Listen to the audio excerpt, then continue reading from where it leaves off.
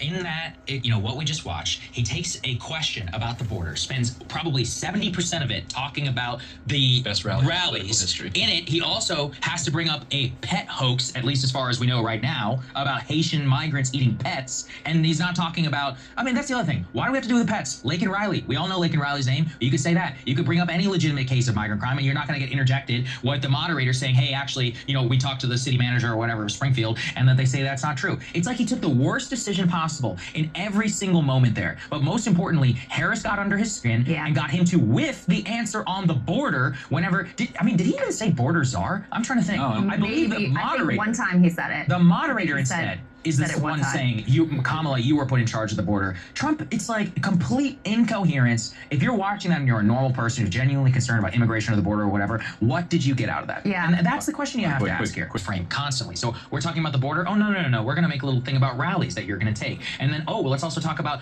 you said migrant crime reminds me of crime because you're a criminal. And and he's like, wait, no, I'm not a criminal. And it's like, what are we doing? No, you're supposed to be. And actually, that's one of Trump's most powerful things is that he was always in setting control of the narrative. He was somebody who could pivot the discussion where he wanted it to go. So we have the perfect room. The spin room asked Lindsey Graham, how did you think the debate went? He said the debate team should be fired and that Trump was unprepared. Quote, disaster. As you said, Crystal, it's never Trump's fault. This is like when, remember they were saying that about Biden? Jim Clyburn originally, his original cope, he's like, he wasn't well prepared. He was reciting facts. They did a lot of throwing the staff under the bus. Remember, it was, they worked him too hard and they were having him memorize too many facts or whatever instead of just letting Joe be Joe. Yeah, there was a lot of that. Yeah, and we're going to watch that now. Trump is a capricious man. He's deeply sensitive. So what's going to happen? He is going to lash out at his staff. We're going to see multiple truths and others. I wouldn't be surprised if we start to see, who was it? Susie Wiles and Chris Lasavita.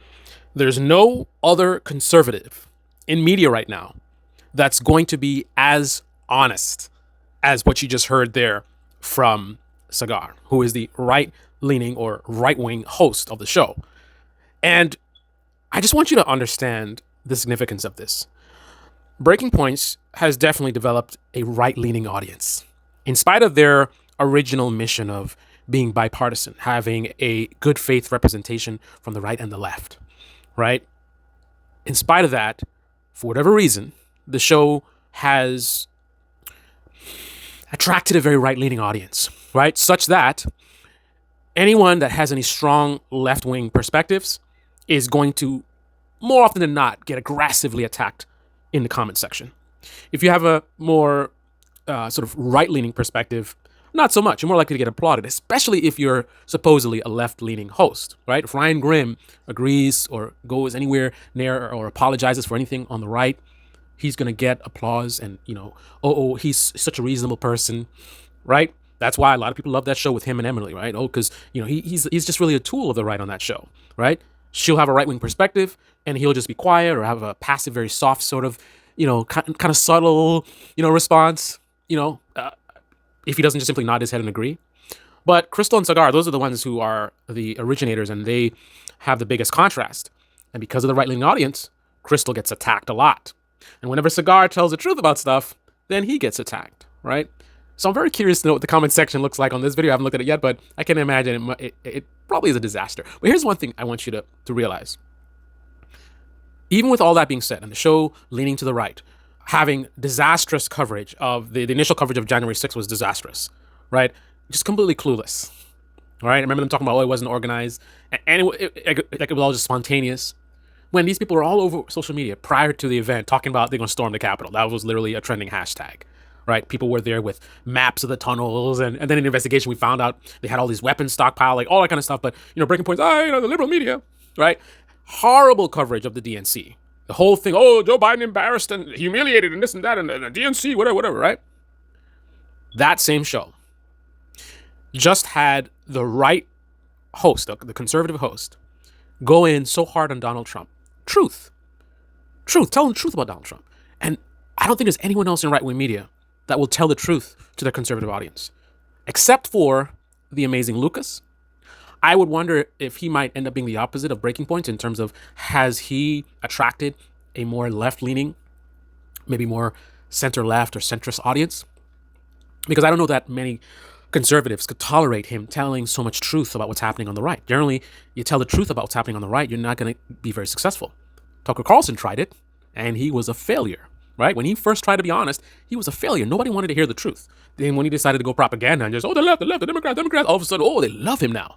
Even people on the far left love Tucker Carlson, right? So I don't know how many real hardcore conservatives are watching The Amazing Lucas at this point, but he's probably the only other person in right-wing media that will be honest about Donald Trump. And again, Breaking Point's the same show. Crystal and Sagar, the right wing and the left wing, both of them, very horrible coverage of the DNC, right? Very right-leaning, and let's talk about how the Democrats suck and this and that and blah, blah, blah, blah, right?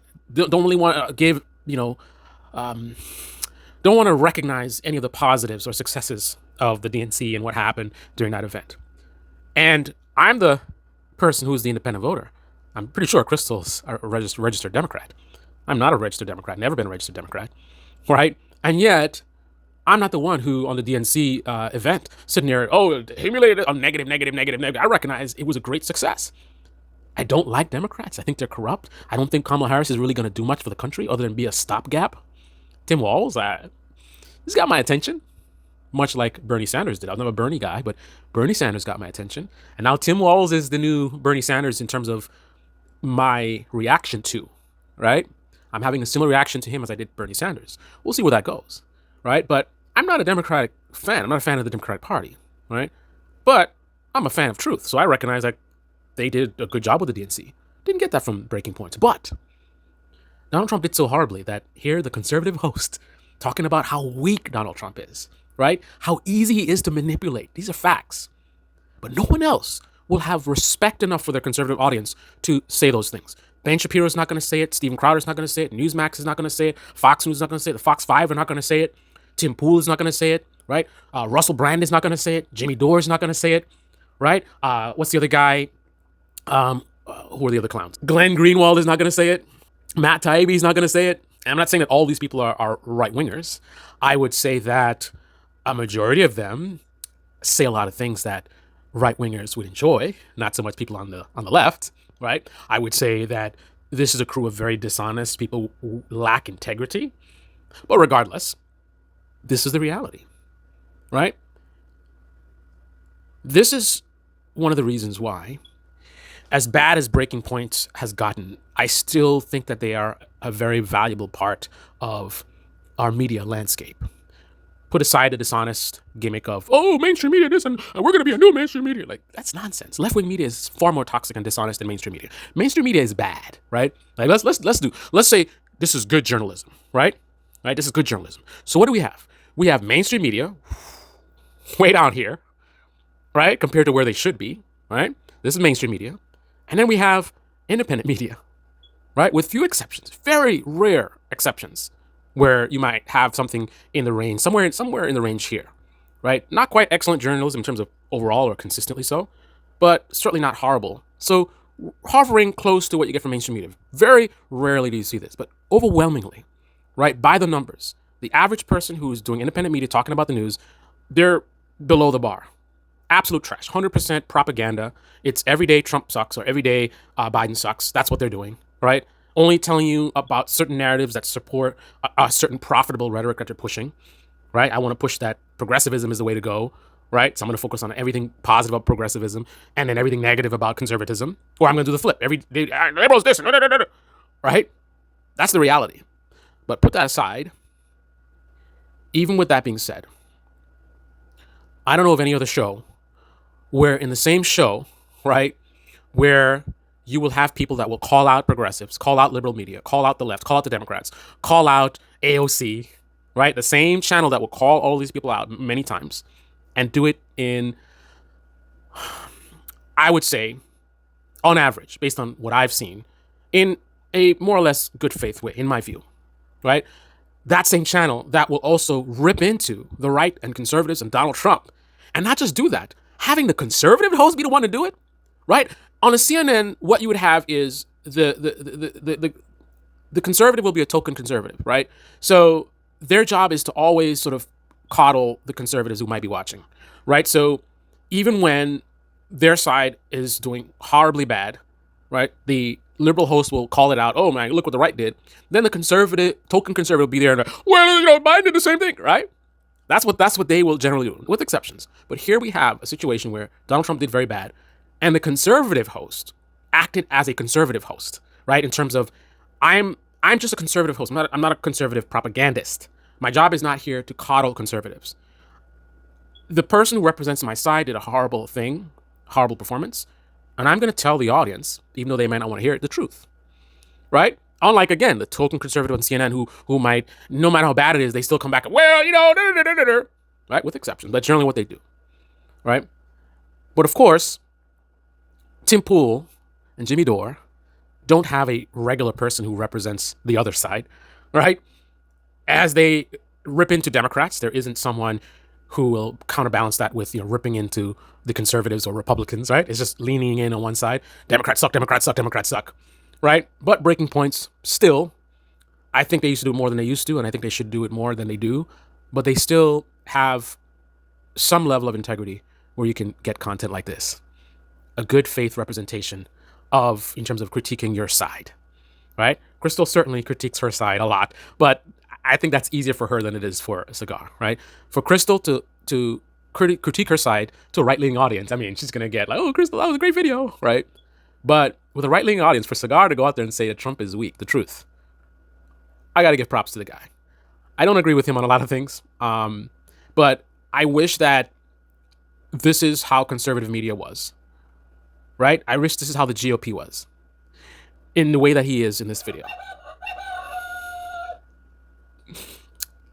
My alarm.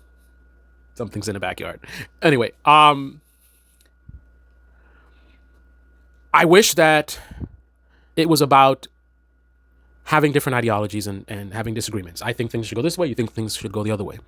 As opposed to, dealing with a bunch of bad faith actors who don't believe the things that they say, who are lying to their audiences, treating them like children.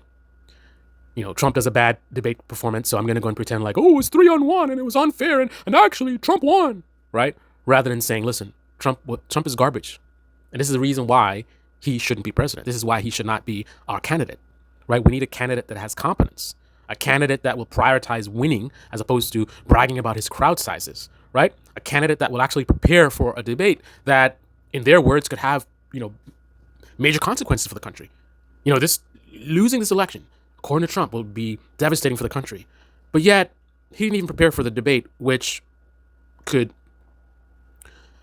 end up having him lose the election. The election is close right now. Trump can absolutely lose.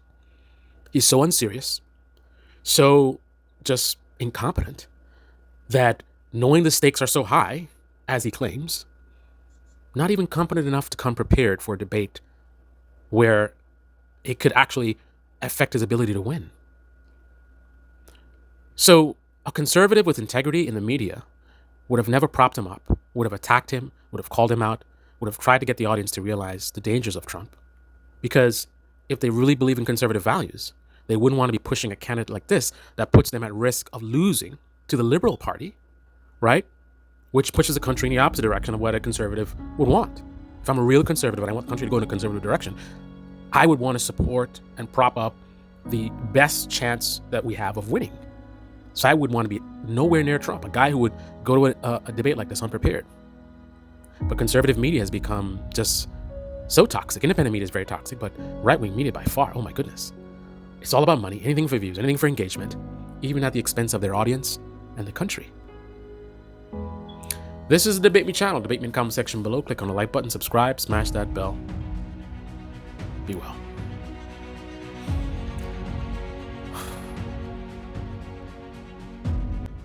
Can we, as a country, go to a situation where we can have honest debates? I know a lot of idiots out there talking about we need to have a conversation and we should have a conversation and hear out the other side. Just sophistry. Saying things that sound good. But the reality is they're not pushing for conversations. The only thing they're pushing for is, how can I make more money? By pandering to my audience, by telling them what they want to hear.